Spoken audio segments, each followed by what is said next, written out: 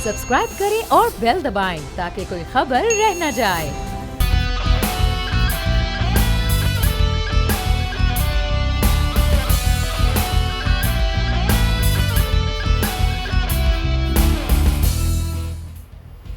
अस्सलामुअलैकुम नाज़रीन, प्रोग्राम में आपको कहेंगे खुशामदीद। मैं हूं महविश अनस और मेरे साथ मौजूद हैं बोल न्यूज़ के एडिटर इन चीफ नज़ीर लगारी साहब।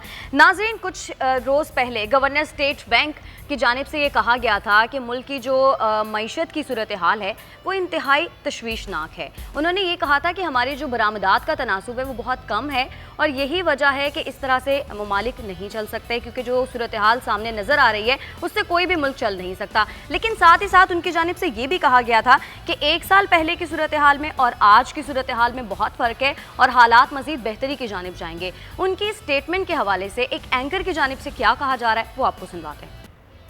बाकी रजा साहब की जानिब से कहा गया कि मुल्क ऐसे नहीं चल सकता। लगारी साहब, बदतरीन मुल्की मुआशी आदाद शुमार बताने से और खुशहाली के दिलासे देने से क्या महंगाई कम हो जाएगी? मसला ये है कि जिन ममालिक के अंदर पोटेंशल होता है बहुत आगे जाने का, ऐसे ममालिक में ऐसे मालियाती मैनेजर भेज दी जाते हैं, मुसलत कर दी जाते हैं ताकि मुल्क आगे की तरफ न बढ़ सके। आलमी मालियाती इदारे आलमी मालियाती मईशत का दिफा कर रहे होते हैं और उसका तहफ़्फ़ुज़ कर रहे होते हैं। वो आपकी मईशत का तहफ़्फ़ुज़ नहीं कर सकते हैं, आपको मिनिमाइज़ करते हैं, कट टू साइज़ करते हैं। और जो कुछ IMF के माली मैनेजर यहाँ पर कर रहे हैं, जो आपने वजारत ख़जाना में और स्टेट बैंक में बिठाए हैं, वो अपना ज़िम्मिया काम कर रहे हैं। जो उनके ज़िम्मे लगाया गया, होमवर्क जो किया गया, बताया गया, इनको वो काम कर रहे हैं। अच्छा। वो उनकी चमड़ी आप जैसी है, वो पैदा यहाँ हुए थे लेकिन वो काम उन्हीं का कर रहे हैं। बरामदात काम है तो उसका ज़िम्मेदार कौन है? स्टेट बैंक ने कौन सी ऐसी सहूलतें पैदा की हैं कि लोग भेजें? आपने इदारे बंद करवा दिए, आपने करेंसी को इस कदर डिवैल्यू कर दिया है कि आपकी बरामदात का आप समझते थे कि इससे बरामदात बढ़ जाएंगी, वो तो नहीं बढ़ी हैं। आपने वो इंपोर्ट्स के चक्कर में, कम करने के चक्कर में आपने वो इदारे बंद करा दिए हैं जो यहाँ पर प्रोडक्शन कर रहे थे।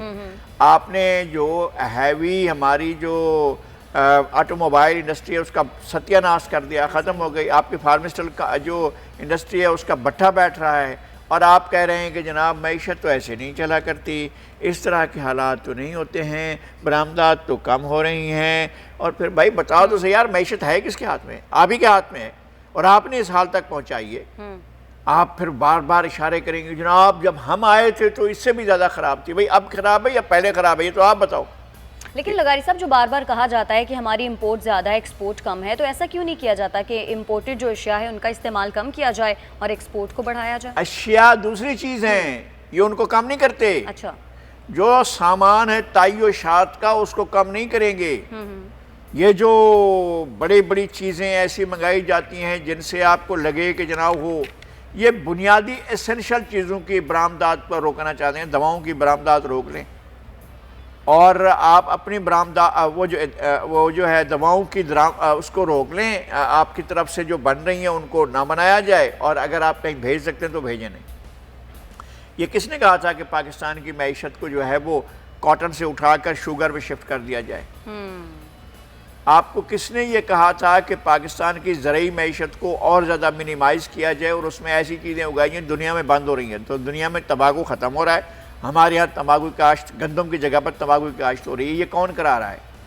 या आलमी मालियाती इदारे आकर हमें डिक्टेशन देते हैं और हमारे जो बैठे हुए वजारतों के अंदर लोग वो डिक्टेशन लेते हैं और इस तरह से उनकी सल्तनत चल रही होती है, उनकी मईशत भी चल रही होती है, हमारी मईशत बैठ रही होती है। लेकिन लगाई साहब, बकौल शाहिद मसूद साहब के रजा बाकी साहब भागने के चक्कर में, आपको लगता है ऐसा? अब शब्बर ज़ैदी के बाद तो लाइन में तो उन्हीं का नंबर है और उसके बाद कुछ दिनों के बाद फिर देखेंगे कि जनाब कितने दिन और रहते हैं जनाब अब्दुल हफीज़ शेख साहब आप जैकबाबाद। ठीक है, अपने अगले क्लिप की जाने बढ़ेंगे। नाज़िन खान साहब जब क्रिकेटर हुआ तो बहुत सारे लोगों के फेवरेट हुआ करते थे, बहुत सारे लोग उनको आइडलाइज़ किया करते थे, लेकिन बतौर प्राइम मिनिस्टर क्या वो लोगों के फेवरेट हैं या नहीं?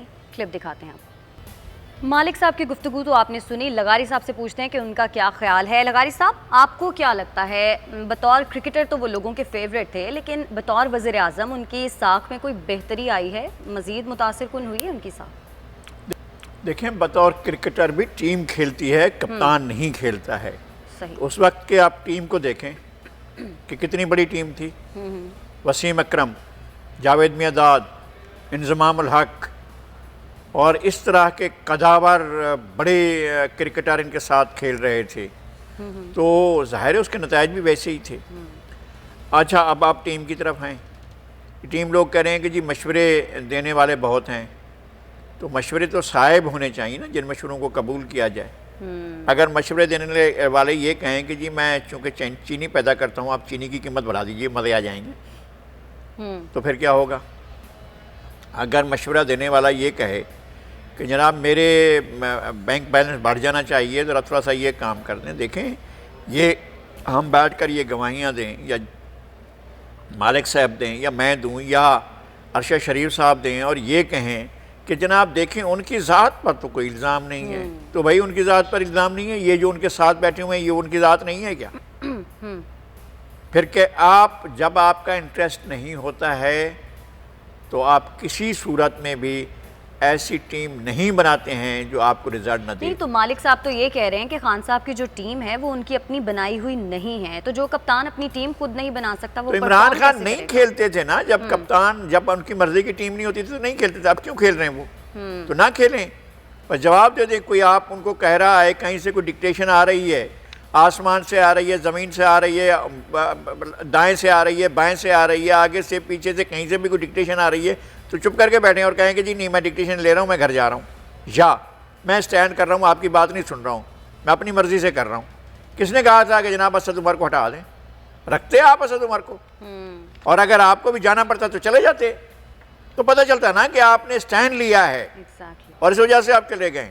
आपको IMF की डिक्टेशन आई, वर्ल्ड बैंक की डिक्टेशन आई, आलमी मालियाती ताकतों की डिक्टेशन आई, आपने हाथ बांधे, घुटने टेके और जाकर सीधे सजदे में चले गए, नाक रगड़ने लगे और कहा कि लाइए अपनी टीम, दीजिए अपनी टीम, हम लेते हैं आपकी टीम को, हमारी खजाना भी वही संभालेंगे, हमारा FBR भी वही संभालेंगे, हमारा स्टेट बैंक भी वही संभालेंगे। जब सब कुछ आप उनके हवाले कर देंगे तो फिर आप ये कैसे कह सकते हैं कि मैं डिक्टेशन नहीं लेता? आप तो ले रहे हैं।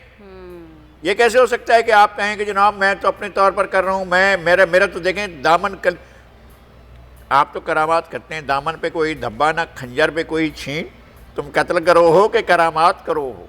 लगाई साहब, ऑपोजिशन के टैलेंट और गवर्नमेंट चलाने में बहुत फ़र्क होता है। पाकिस्तान तहरीक इंसाफ का ऑपोजिशन का टैलेंट तो हमने देखा था, लेकिन हुकूमत चलाने का फ़न उनको अभी तक नहीं आया। आखिर PTI को ये फ़न कब आएगा आपके? देखें इनके पास बहुत बड़ी टीम थी, बहुत बड़े लोग थे, इनने काट दिए। अगर आज जो क्राइसिस इस वक्त दरपेश है, अच्छा। इनके वज़ीर कानून भी मांगे तांगे के थे ना, अटार्नी जनरल भी इनको मिल गए थे। अब नया अटार्नी जनरल उन्हें पाकिस्तान पीपल्स पार्टी के साबिक वज़ीर कानून और भुट्टो साहब के बहुत करीबी साथी प्रोफेसर एंडी खान के बेटे को लिया।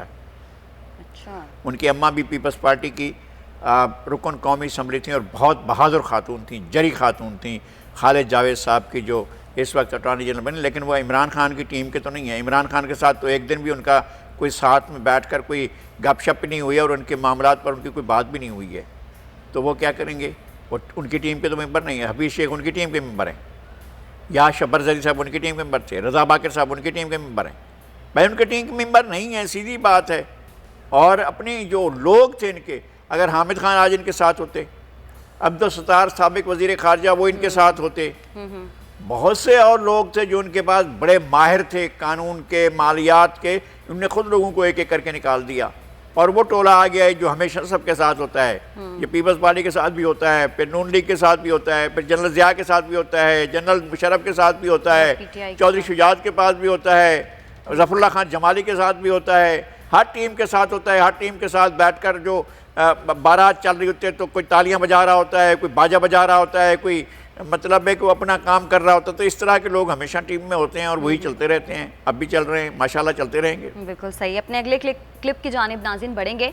नाज़रीन, अक़दा के सेक्रेटरी जनरल एंटोनियो गुतेरेस ने कुछ रोज़ पहले जब पाकिस्तान का दौरा किया था तो उनकी जानिब से ये कहा गया था कि पाकिस्तान और भारत को मुज़ाकरात की मेज़ पर आना चाहिए और साथ साथ मकबूजा कश्मीर के हवाले से उन्होंने सालिसी की पेशकश की थी। लेकिन हम देख रहे हैं कि नरेंद्र मोदी अपनी हठधर्मी पर बरकरार हैं। उनकी जानिब से क्या मौक़िफ़ दिया गया वो आपको दिखाते हैं। नरेंद्र मोदी की जानिब से ये कहा गया है कि आलमी दबाव अपनी जगह, लेकिन कश्मीर के हवाले से मैं अपना फैसला नहीं बदलूंगा। लगारी साहब, आपको क्या लगता है अक़वाम मुत्तहिदा के जो सेक्रेटरी जनरल है उनके बयान को इस तरह से ट्रीट करना नरेंद्र मोदी की जानिब से, ये गैर जिम्मेदारी कहेंगे या हठधर्मी? देखें, मैंने पहले अर्ज़ किया था, अभी वो तशरीफ़ नहीं लाए थे एंटोनियो गुतरस साहब, तो मैंने कहा था कि प्रिंसिपल के आदमी हैं और वो ज़ाती तौर पर भी सियासी हालात जैसे भी हों और आलमी कंडीशंस कुछ भी हों, लेकिन वो अपने उसूलों पर और बुनियादी प्रिंसिपल्स पर कभी कंप्रोमाइज़ नहीं करते। उन्होंने वो बात की जो बात हम सुनना चाहते थे, जो बड़ी मुश्किल से हमारे हुक्मरान कह पाते हैं कि अक़वाम मुत्तहिदा की करारदादों पर अमल किया जाए। इसका मतलब यह है कि कश्मीरी अवाम को हक़ खुद इरादियत दिया जाए, उनको अपनी किस्मत का फ़ैसला करने का मौका दिया जाए, ये उन्होंने कहा। अब मोदी ने पाकिस्तान की दुश्मनी में वहाँ जो कुछ किया है कश्मीर में और ख़ुद इंडिया में, तो मोदी ने इंडिया की बुनियादों में डायनामाइट्स रख दिए हैं और वो भग से उड़ाने के लिए तैयार है। वो सारी सूरत हाल, 2 बहुत बड़े बम इंडिया की बुनियादों में रखे हुए हैं। एक आर्टिकल 370 का रिवोक होना और इमिग्रेशन एक्ट, ये इंडिया को तोड़ने जा रहे हैं। इंडिया टुकड़े टुकड़े होने की तरफ जा रहा है मोदी की वजह से, और मोदी के इन 2 अक़दामात की वजह से पूरे का पूरा इंडिया बेताब है। और अब जो कुछ हो रहा है वो और गुल खिलेंगे कि यहाँ पर जो कोई डोनाल्ड ट्रंप की आमद पर उनको खुश करने के लिए जो कुछ हो रहा है वो तमाशा एक अलग है जो दुनिया देखेगी। मेरे ख्याल में मोदी के इक़्तिदार के जितने दिन बाकी हैं और जितने दिन वो रहता है, उतना दिन इंडिया का मुस्तकबिल ज़्यादा मखदूश से मखदूश तर होता जाएगा और इंडिया के यूनिटी के इम्कानात कम से कम होते जाएंगे। अच्छा लगारी साहब, पाकिस्तान की जानिब से मुसलसल मकबूजा कश्मीर के हवाले से आवाज़ उठाई जा रही है। आपके ख्याल में पाकिस्तान को इस महाज पर किस हद तक कामयाबी मिली है? देखें, पाकिस्तान बतौर मुमलिकत, बतौर रियासत, या हम या आप या पाकिस्तान के शहरी या कश्मीर के शहरी, कश्मीर के लोग इस पर आवाज़ बुलंद कर रहे हैं, लेकिन हुकूमत की तरफ से किए जाने वाले इक़दामात को मैं कभी भी काफ़ी नहीं कहूँगा।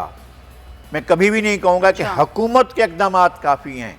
मासस के लोगों के, वहाँ पर काम करने वाले लोगों के वो कुर्बानियाँ कम हैं जो कश्मीरी दे रहे हैं, वो कुर्बानियाँ कम हैं जो यासीन मलिक गुज़श्ता 20 साल से दे रहे हैं और अब तक वहाँ पड़े हुए हैं तिहाड़ जेल में। शबीर शाह पड़े हुए हैं जेल के अंदर, और सैयद अली गिलानी इस उम्र के अंदर जो 80 साल के करीब पहुँच गए या उससे भी आगे बढ़ गए, तो वो जिस तरह के हालात में पड़े हुए हैं। फारूक अब्दुल्ला, जिनके वालिद ने कश्मीर के मुस्तकबिल को तबाह किया था, वो खुद जेल में पड़े हुए हैं। उनके बेटे उमर अब्दुल्ला जेल में पड़े हुए हैं। तो ये चीज़ें भी मैटर कर रही हैं। हुकूमत के पास मौके थे, वो दुनिया के पास जा सकती थी, हुकूमत जाकर शोर मचा सकती थी। यहाँ से वफूद भेजे जाते बड़े मराकज़ में, और वो बड़ी बातें यहाँ से तफरीही दौरे किए गए, लोगों ने भेजे, लोगों को भर्ती किया गया कि जाइए ज़रा तफरीह करके आइएगा, और फिर अहवाल भी लिखिएगा कि आपने जो है स्वीडन में और डेनमार्क में और नॉर्वे में कौन कौन सी तफरीह की है। तो वो तफरीही दौरे जो है वो चल रहे हैं और चलते रहते हैं। भाई वहाँ पर जाकर आप कौन सी चीज़ लोगों को क्या बताना चाहते हैं? यानी वहाँ पर आपका मसला तो होगा अगर बीजिंग से आएगा ना, वाशिंगटन से आएगा ना, फ्रांस से आएगा ना, पेरिस से आएगा ना, लंदन से आएगा ना, बर्सल से, इन जगहों से आपके मसले को, मास्को से आपके मसला उठेगा तो लगेगा कि आपने मसले की तरफ लोगों की तवज्जो दिलाई है। आप छोटे छोटे शहरों में जाएंगे, आप जाकर कहें जी मैंने बंडोंग में ये बात कर ली है, आप कहें जी मैंने वारसा में ये बात कर ली है, आप कहें जी मैंने आस्तिया के फलां जगह पर जाकर फलां काम कर लिया। कुछ नहीं है इन चीज़ों से। आप एक भारी भरकम वफूद भेजें और ताकि वो बेहतर नतीजा हासिल करें। ठीक है, कुछ कराची की भी बात कर लेते हैं नाज़रीन। पाकिस्तान साफ की जानिब से इलेक्शन से पहले कराची वालों से बहुत वादे किए गए थे और कहा गया था कि कराची वालों के लिए बहुत कुछ किया जाएगा, लेकिन कुछ भी नहीं हुआ अब तक। इस हवाले से गवर्नर सिंध इमरान इस्माइल साहब का क्या मौक़िफ़ है वो आपको सुनवाते हैं। इमरान इस्माइल साहब की गुफ्तगू आपने सुनी। लगारी साहब, पाकिस्तान तहरीक इंसाफ की जानिब से इलेक्शन से पहले कराची वालों से बहुत वादे किए गए थे, लेकिन कोई एक वादा भी पूरा नहीं हुआ। क्या हुकूमत कराची वालों के साथ सिंसियर है? और फिर ये कि इनके अहदाफ क्या हैं, इनका टारगेट क्या है, वो कराची को क्या देना चाहते हैं। कराची में जब आबादी 30 लाख 35 लाख थी, उस वक्त जितनी बसें, ट्रामें, गाड़ियाँ चला करती थी अब नहीं चल रही हैं। कराची की आबादी जब 45 लाख थी और यहाँ पर जिस तरह से ट्रांसपोर्ट की सहूलतें थीं, वो ट्रांसपोर्ट की सहूलतें अब नहीं हैं। अब सहूलतें बढ़नी चाहिए थी, कम होती गई हैं। किसी शहर में, मुल्क में नहीं दुनिया के किसी शहर में इतनी इतनी सहूलतों की फुकदान नहीं हुआ जितना कराची के अंदर है। सही। कराची की तो ऑनरशिप ली ही नहीं गई है। ठीक है। इसकी ऑनरशिप लेनी चाहिए थी पाकिस्तान पीपल्स पार्टी को, जिसने 70 के इलेक्शन में स्वीप किया था कराची को, उसको लेना चाहिए थी। बिल्कुल। फिर लेनी चाहिए थी एमक्यूएम को, एमक्यूएम ने भी नहीं ली। फिर लेनी चाहिए थी पीटीआई को, पीटीआई ने तो एक कदम भी आगे नहीं बढ़ाया। ये जो बता रहे हैं हम ताजर एसोसिएशनों के लिए और उनके लिए हम फलां गाड़ियों का बंदोबस्त कर रहे हैं कि भाई आप वो तो खुद भी अपनी ख़रीद सकते हैं। अगर ताजरों से ये कहा जाए भाई अपनी मर्ज़ी से जाएं, आप गाड़ियां ले लें, वो अपने तौर पर नहीं ले लेंगे। वो कचरा साफ भी करवा सकते हैं, वो अपना फायर ब्रिगेड का भी अपना पूरा सिस्टम ला सकते हैं। लेकिन उनका क्या करेंगे जिनके पास खाने को कुछ नहीं है, जिनके पास सफ़र करने के लिए कुछ नहीं है, जिनके पास एक बाइक खरीदने के पैसे नहीं हैं, जिनके पास एक रिक्शे में सफ़र करने के पैसे नहीं हैं, जो लोग जिनको अपने काम पर जाने के लिए 12-12 किलोमीटर पैदल चलकर जाना पड़ता है, भाई उनके लिए कुछ सोचा है आपने?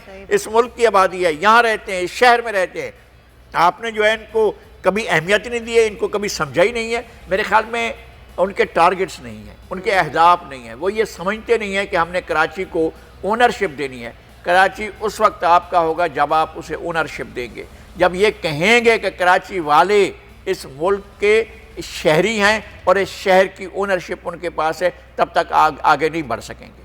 सही। हमें ब्रेक की जाने बढ़ना है और नाज़रीन ब्रेक वापस आएंगे तो बात करेंगे कि पाक ईरान बॉर्डर को कोरोना वायरस के खदशात के पेश नज़र सील कर दिया गया है। हमारे साथ रहिएगा।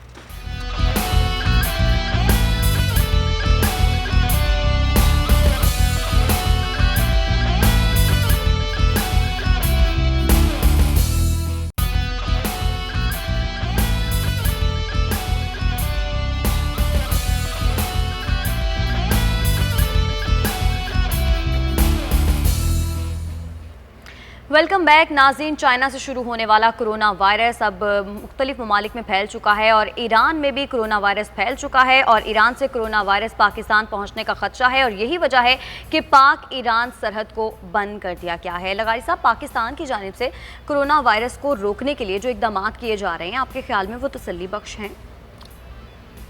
देखें, कोई भी नहीं चाहता है कि आपके गाँव में, आपके शहर में, आपके सूबे में, आपके मुल्क में और आपके बराबर के मुल्कों में, पड़ोसी मुल्कों में भी कोई बीमारी ऐसी आए, कोई वबा आए। हमें तो इंडिया में भी जब लोग ताउन से मर रहे थे और बड़ी तादाद में, तब भी हमें दुख था और हम कोई भी नहीं चाहता है कि बीमारियां एक जगह से दूसरी जगह सफ़र करें। लेकिन एक ह्यूमन फैक्टर भी होता है, जिनके अजीज़ व अकारिब दूसरे मुल्कों में हैं और वो सेहतमंद हैं और अगर इस वजह से ना आ सकें चूँकि उस मुल्क में ख़तरा है, तो फिर तो ये बात मुनासिब नहीं है। पाकिस्तानी अगर दुनिया के किसी मुल्क में हैं और वहाँ कोई बीमारी फैली हुई है और पाकिस्तानियों को अब तक उस बीमारी के लगने के ना इम्कानात है और ना उन्हें वो बीमारी लगी है, तो हम उनको क्यों कहें कि तुम मुल्क से बाहर रहो। यहाँ पर भी जो तुफ्तान बॉर्डर को बंद किया गया है, तुफ्तान मीर जावा बॉर्डर को, यहाँ पर भी अगर जिन लोगों को आपने क्वारंटाइना में रखना है तो उनको रख लें और उनकी निगरानी करें, देखभाल करें। लेकिन जो लोग बिल्कुल तंदुरुस्त हैं, सेहतमंद हैं, उनको आने दें। और बॉर्डर सील कर लेने का क्या मतलब है कि जो लोग इंडिया वहाँ रह गए हैं ईरान में, क्या वो ईरान में ही रह जाएं?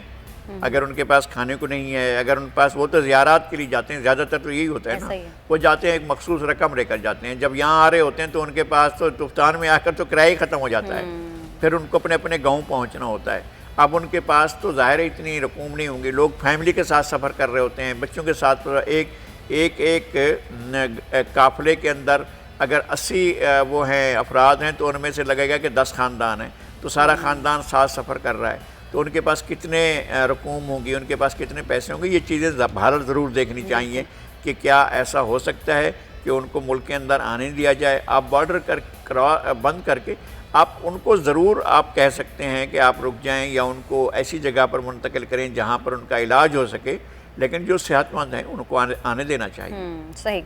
लगाई साहब, बिलावल भुट्टो जरदारी साहब की जानिब से एक स्टेटमेंट दी गई है। उन्होंने कहा है कि नवाज शरीफ भी सिलेक्टेड थे इमरान खान साहब की तरह। अब इस तरह की स्टेटमेंट देकर उन्होंने कोई एक नया पेंडोरा बॉक्स नहीं खोल दिया? उनका पहले से ये मौक़िफ़ था। जब मियाँ नवाज शरीफ इक़्तिदार में थे तो उनके वालिद तो वो बहुत ज़्यादा सख्त बातें किया करते थे और मेरे ख्याल में कि जो 50 के करीब इंटरव्यूज़ मैंने किए थे तो उसमें तो जरदारी साहब को स्पेस नहीं देते थे, वो अच्छा। तो मियाँ नवाज शरीफ के और उनकी पार्टी के वो बखिए उधेड़ दिया करते थे। ये तो बिलावल ने आकर इस सूरत हाल को कदरे कम किया था कि अपोजिशन में होते हुए अपोजिशन की जमातें आपस में दस्त बगरेबा ना हों। लेकिन जो कुछ किया गया है, जिस तरह से रवानगी हुई है, जरदारी साहब कह रहे हैं कि मैं किसी सूरत में मुल्क नहीं छोड़ूंगा, और नवाज शरीफ ख़ानदान कह रहा है कि हम किसी सूरत में मुल्क में नहीं रहेंगे। तो ज़ाहिर है इस तरह का टकराव हो गया है। वो मुल्क में रहना नहीं चाहते हैं, सारे ख़ानदान के लोग जाना चाहते हैं, और यहाँ पर जो है वो कह रहे हैं नहीं हम मुल्क छोड़ कर नहीं जाएंगे। तो ऐसी सूरत हाल में तो ज़ाहिर है मुतज़ाद बातें भी होंगी, इख्तलाफी बातें भी होंगी, एक दूसरे को टफ टाइम देने की भी बातें होंगी। वो इसीलिए तो आखिर में उन्होंने कहा है कि भाई वापस आ जाएँ, कम अज़ कम लीडर ऑफ अपोजिशन तो वापस आ जाएँ। वो इतने अरसे से गए हुए हैं जनाब शहबाज शरीफ साहब, तो रोज़ाना प्रेस कॉन्फ्रेंस भी हो रही है, मीडिया से भी टाक हो रही है, और हिला भी रहे हैं इमरान खान की हुकूमत को। तो वो यहाँ मुल्क के अंदर क्यों नहीं आ जाते? बिल्कुल ऐसा है। लगाई साहब, लंदन में नवाज शरीफ साहब से कल किसी मुश्तबा शख्स की मुलाकात भी हुई है, आपके इल्म में है कि कौन है वो शख्स पुरस्कार किस्म का जिससे मुलाकात हुई है? नहीं, मैं पुरस्कार चीज़ों के राज नहीं जानता हूँ, और वहाँ पर भी राजदारी को मुकद्दम रखा जाता है। अब उनसे किन किन लोगों की मुलाकातें हुई हैं या जो मेरे इल्म में है, मैं यहाँ पर बैठकर बताना शुरू कर दूँ कि जी अब हमने तो उस वक्त भी बात नहीं की जब मोहतरमा बेनज़ीर भुट्टो के साथ परवेज़ मुशर्रफ के एलची जाकर मिला करते थे और उनके साथ मुज़ाकरात किया करते थे, और उस वक्त बहुत से लोगों को बहुत सी चीज़ों का इल्म था। जब साबिक़ आर्मी चीफ जनरल कियानी जब ISI के सरबराह से जाकर बेनज़ीर भुट्टो से मिला करते थे और उनके साथ बैठकर बात कर रहे थे, वो सिर्फ एक स्पेस मांगना चाह रही थी कि मुझे पाकिस्तान आने दिया जाए और मुझे पाकिस्तान में इलेक्शन कंटेस्ट करने दिया जाए। तो हमारी इस्टेब्लिशमेंट तो वो भी नहीं कर सकी, वो आ तो गई लेकिन अपनी जान नहीं बचा सकी। उन्हें जाकर DGISI बता रहे हैं सुबह कि आपकी जान को खतरा है, तो उन्होंने कहा आपको पता चल गया तो अब मेरी जान की हिफाजत करें। ये क्या बात हुई कि आप मुझे मना करने आए हैं कि आप बाहर नहीं निकलो, आप महदूद करो अपनी एक्टिविटीज़ को। जिस सुबह को, जिस शाम को उन्हें शहीद किया गया, उसी सुबह में आकर उनको बताया गया कि जी आपकी जान को खतरा है। अगर सिक्योरिटी इदारे के कोई बहुत अहम आदमी आकर बता रहे हैं तो फिर सिक्योरिटी यकीनी बनाए। तो फिर बहुत से सवालात पैदा होते हैं कि क्यों हुआ ऐसा, और जहाँ से बेनज़ीर की सवारी जानी थी उस रास्ते को बंद क्यों कर दिया गया, उन्हें क्यों मजबूर किया गया दूसरा रास्ता अख्तियार करने के लिए, फिर वहाँ दूसरे रास्ते में जो खतरात थे उनको साफ क्यों नहीं किया गया। बहुत से चीज़ें हैं, बहुत से सवालात होते हैं। तो इस तरह की बातें। सबसे बड़ा सवाल कि आज तक उनके कातिलों का पता नहीं चल सका है। यही सूरत हाल है कि उनके कातिलों का भी, और फिर मियाँ नवाज शरीफ से कौन मिल रहा है, किस तरह के हालात में मिल रहा है, क्यों मिल रहा है, और वो पुरस्कार शख्सियत है कौन। मैं नहीं कह रहा हूँ कि पाकिस्तान के सिक्योरिटी इदारे के लोग मिल रहे हैं या उनमें से कोई जाकर उनसे बात कर रहा है, लेकिन ज़ाहिर है उनके साथ कोई ना कोई तो जाकर मिल रहा है और इसकी बातचीत भी इस तरह से हो रही है। तो ज़ाहिर है चीज़ें बाद में तो खोली जाती हैं ना। सही। लगाई साहब, एक खबर ये है कि वफाकी हुकूमत ने कराची की बेहतरी के लिए सुप्रीम कोर्ट से रुजू कर लिया है। असद उमर साहब की जानिब से कहा गया है कि कराची में ऐसा कानून है जो आइन से मुताबिकत नहीं रखता। ये किस कानून की बात हो रही है? मेरे ख्याल में वही ज़्यादा बेहतर तौर पर बता सकेंगे कि जिस कानून की तरफ उन्होंने निशानदेही की है। कराची में बहुत सी चीज़ें कानून से मावरा की गई हैं। अच्छा। ये कानून था कि आप जो है वो सरकारी ज़मीन पर कब्ज़ा कर लें, ये कानून था कि रेलवे की ज़मीन पर आप इंक्रोचमेंट कर लें, ये कानून था कि आप KPT की ज़मीन पर इंक्रोचमेंट कर लें, ये कानून था कि आप जो है वो पार्कों पर, खेल के मैदानों पर कब्ज़ा कर लें। ये कौन सा कानून था? मेरा इस तरह के कवानीन तो नहीं थे ना। ये तो कानून से मावरा इक़दाम किए गए और जिनके हाथ में इक़्तिदार था उन्होंने किया था, और उसके करने के बाद जिन लोगों ने आकर ख़रीदा, अगर किसी ने 60 गज़ का, किसी ने 80 गज़ का घर ख़रीदा है, उस बेचारे को क्या पता, उसको तो सनदें वो लोग दे रहे हैं, उसको तो इदारे कह रहे हैं कि जनाब ये लीजिए, ये लीज़ है और ये आपकी मिल्कियत है, ये आप अपने हाथ में रखिए और लीजिए ये, और वो ले रहा है। उस वक्त तो आपने नहीं रोका था। गिराने के वक्त वो तो चला गया है, वो अरबों रुपए लूट कर समेट कर चला गया। एक नहीं था, कई थे, वो सारे चले गए। और लोग जो हैं जिनके घर दिए गए वो तो अब इस सूरत हाल का सामना कर रहे हैं। अब लोगों ने तो, हम ये नहीं कर सकते हैं, अगर हमारी ख्वाहिश है कि हम कराची को वैसा बना दें जैसा आज से 50 साल पहले था, आज से 60 साल पहले था, अगर हम कराची को वैसा बनाना चाहते हैं तो वो इन्वायरमेंट क्रिएट करने के लिए ये इकदाम होंगे। क्या हम इंसानों को जो है ख़त्म कर देंगे? तो उस वक्त आबादी अगर 30 लाख थी, अगर उस वक्त आबादी 35 लाख थी, तो क्या अब हम 2 करोड़ की आबादी को कम करके और उसको कहेंगे कि अपने आप को खुद ही जाकर मरमरा जाओ और जाकर अपना सफाया कर दो, बस अब हमें अपनी जगह को ठीक करना है? तो इस तरह तो नहीं हो सकता है। लेकिन लगाई साहब, आपके ख्याल में कराची के मसाइल का असल जिम्मेदार है कौन? कराची को लावारिस क्यों कहा जाता है? वो सब लोग जो कराची से कमाते हैं मगर कराची को ओनरशिप नहीं, उसकी ओनरशिप नहीं लेते हैं। जब कोई दरख्त लगा रहा होता है किसी जगह पर तो कोई बात नहीं करता है, लेकिन अगर कोई फुटपाथ पर कब्ज़ा कर रहा होता है, अगर कोई स्कूल के प्लाट पर, स्कूल के मकान पर कब्ज़ा कर रहा हो, अगर कोई एक पार्क पर कब्ज़ा कर रहा हो, अगर कोई एक खेल के मैदान पर कब्ज़ा कर रहे हो और सारे के सारे लोग चुप हों, तो बतौर शहरी भी सब लोग ज़िम्मेदार हैं। और किया था भाई, सारी चीज़ें जो हैं वो उसकी पिटीशन में मौजूद हैं, उसको उठाकर सुन लिया जाए जो नेमतुल्लाह खान ने दायर की थी, सब कुछ पता चल जाएगा। एक ही आदमी की वालदा मोहतरमा के नाम पर सारा शहर था और उनको फाइलें गुम हो गई थी सब, और सारी फाइलों को दोबारा क्रिएट किया गया। ये कैसे हो सकता है? ये कैसे हो सकता है? हुआ कैसे?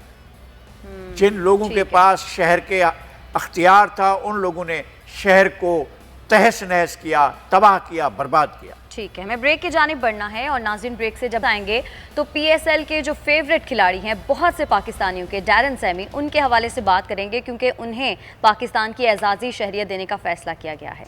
हमारे साथ रहिएगा।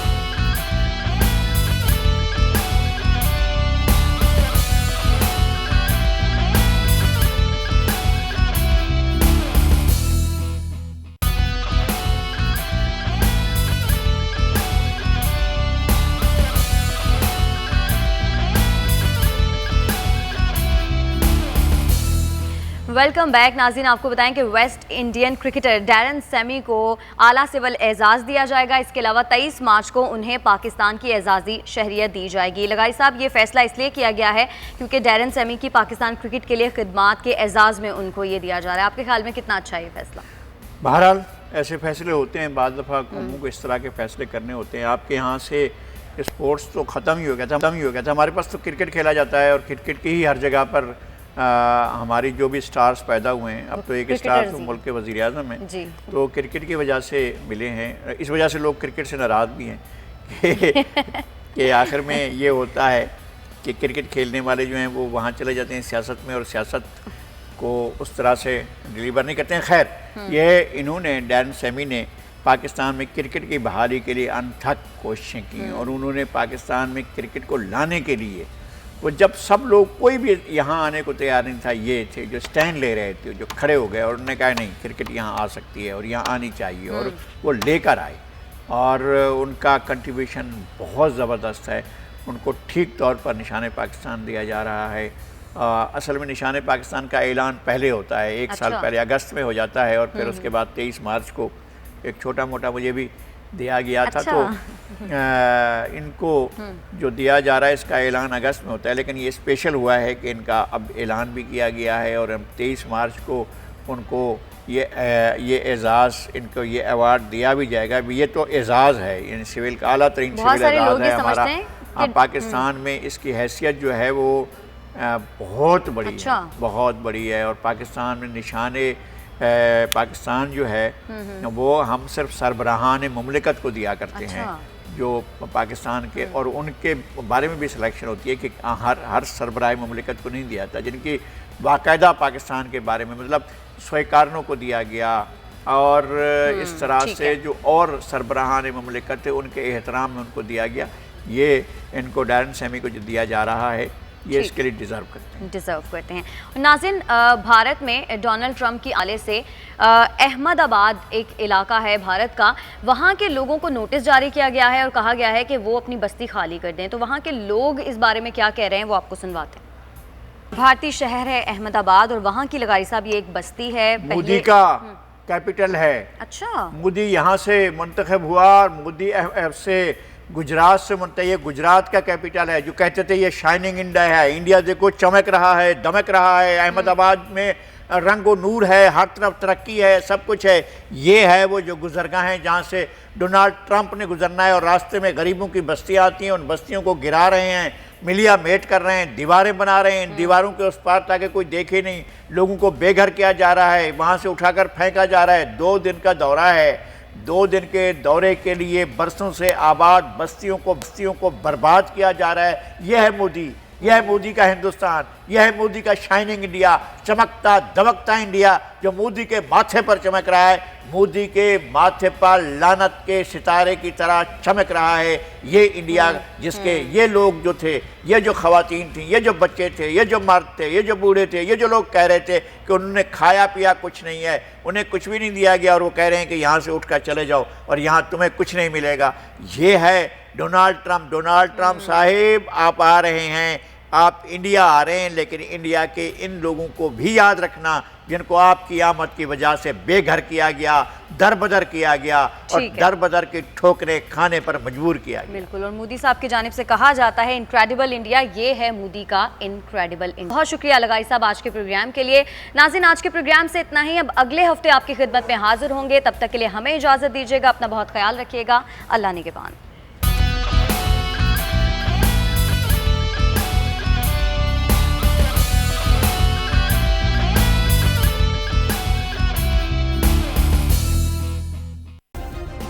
सब्सक्राइब करें और बेल दबाएं ताकि कोई खबर रह न जाए।